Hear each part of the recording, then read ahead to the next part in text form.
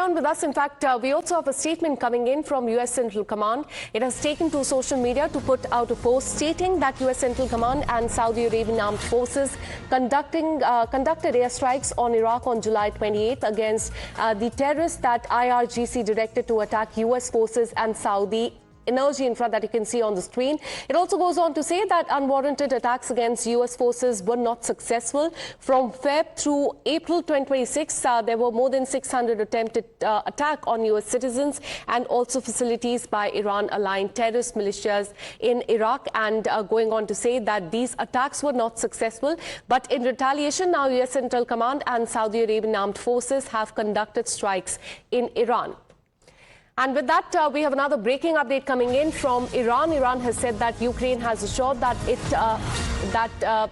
that the reported attack on the Iranian ships was accidental and that it does not want to further escalate the situation.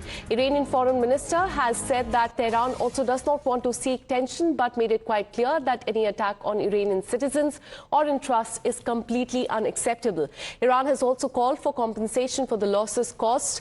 Akansha, coming back to you on this, what more do we know about the reported attack on the Iranian ship, and what steps are being taken by both Iran and Ukraine to prevent further escalation in that region?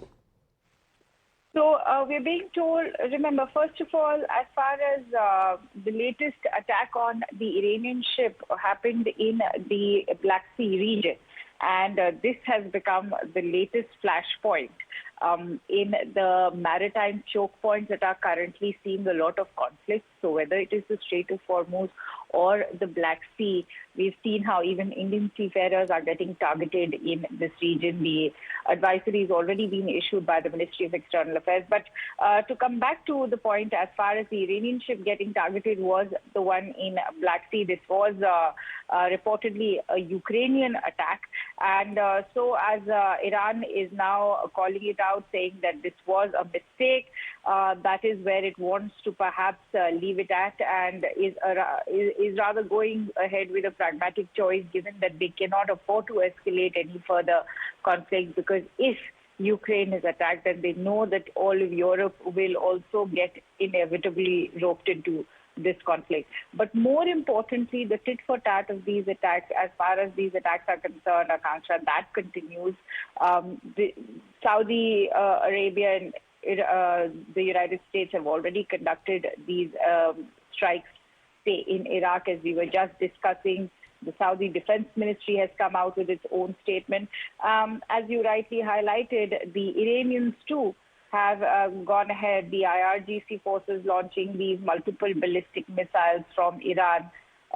This was an attempted surprise attack on U.S. forces based in the Middle East. So all of Middle East remains a tinderbox, as these Iranian missiles were successfully intercepted, but the attacks are continuing unabated.